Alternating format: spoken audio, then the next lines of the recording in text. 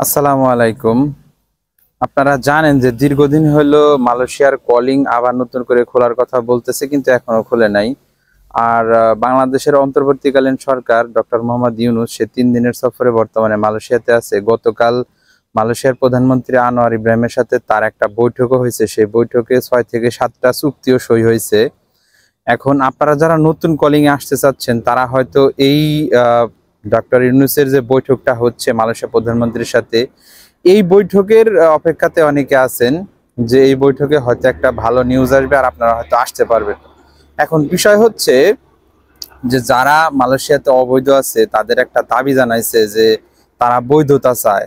আর মালয়েশিয়ার যে অবৈধ প্রবাসী বা যারা বৈধ আছে তাদের সঙ্গে ডক্টর ইউনূসের একটা বৈঠক হয়েছে। সেই বৈঠকে সব প্রবাসী এই দাবিটা তুলে ধরছে যে যারা অবৈধ আছে তাদেরকে যেন বৈধকরণ প্রক্রিয়াটা চালু করে দেওয়া যায়, সে যেন একটা দাবি জানায় মালয়েশিয়ার প্রধানমন্ত্রীর কাছে, এবং কি অবৈধ প্রবাসীরা যেন বৈধ হইতে পারে। এখন যারা নতুন আসবেন তাদের ক্ষেত্রে যেরকম বাংলাদেশের সরকারের একটা দায়িত্ব আছে, যারা অবৈধ হয়ে গেছে, দীর্ঘদিন হলো অবৈধ আছে, দীর্ঘদিন হলো কোনো কাজ কাম করতে পারতেছে না, এদের জন্য একটা দায়িত্ব আছে। তো সেই দায়িত্ব থেকেই সবাই দাবি তুলছে যে যারা অবৈধ আছে তাদের যেন বৈধকরণ করা হয়।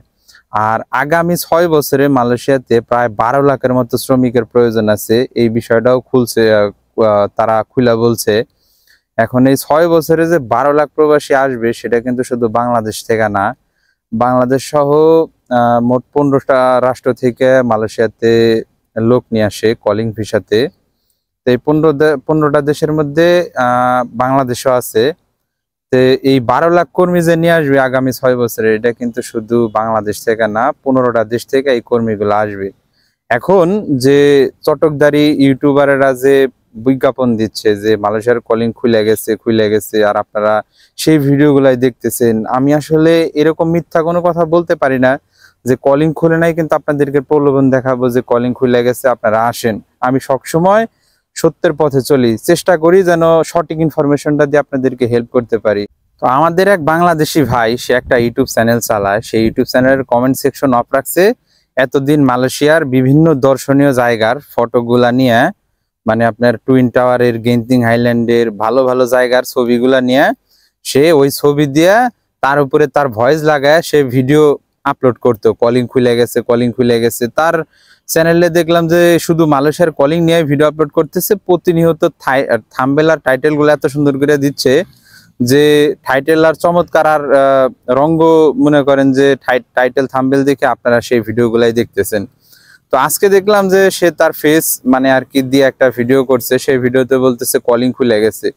কলিং ভাই এখনো খুলে নাই, কলিং খুলবে কিনা এটা এখনো বলা যাচ্ছে না। আমি আপনাদেরকে বারবার বলি যে পাসপোর্ট জমা কোনো এজেন্সির কাছে জমা দেন না, টাকা জমা দেন না, আমার ভিডিও দেখেন, আমাকে বিশ্বাস করেন, আমাকে ফলো করেন, তবু আপনারা পাসপোর্ট জমা দিচ্ছেন, টাকা জমা দিচ্ছেন। এটা আসলে একটা দুঃখজনক ব্যাপার। বাই চান্স যদি কোনো কারণবশত কলিং না খুলে, তাহলে এই টাকাটা উঠাইতে দেখবেন যে 1 বছর, 1.5 বছর, 2 বছর লেগে যাবে। আর আপনাদের এই টাকাগুলা তারা কোনো একটা কাজে ইনভেস্ট করে সেখান থেকে টাকা বের করে তারপরে আপনাকে দিবে।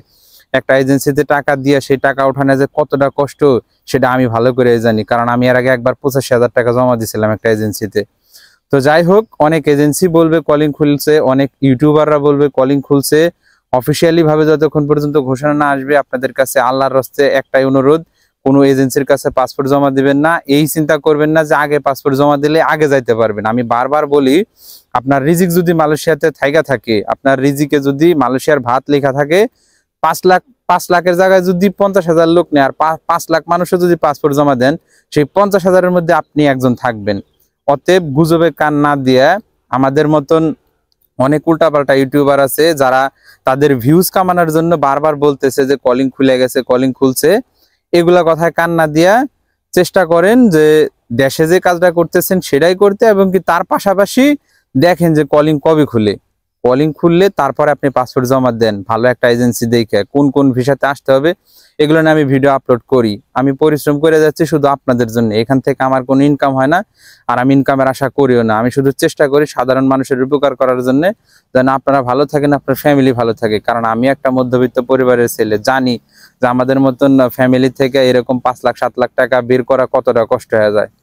আশা করি আমি কি বলতে চাইছি বুঝতে পারছেন। আমি কন্টিনিউ ভিডিও আপলোড করতেছি এই কারণে যেন আপনারা ভুল রাস্তায় না যান, সঠিক রাস্তা দেখানোর জন্য আমি চেষ্টা করতেছি যে কন্টিনিউ ভিডিও আপলোড করার জন্য। ভিডিওগুলো দেখবেন, শেয়ার করবেন, চ্যানেলটাকে সাবস্ক্রাইব করবেন, ফেসবুক পেজ থেকে দেখলে ফেসবুক পেজটা ফলো করে দিবেন। ভালো থাকবেন, সুস্থ থাকবেন, দেখা হচ্ছে আবার নতুন কোনো ভিডিওতে। আল্লাহ হাফেজ।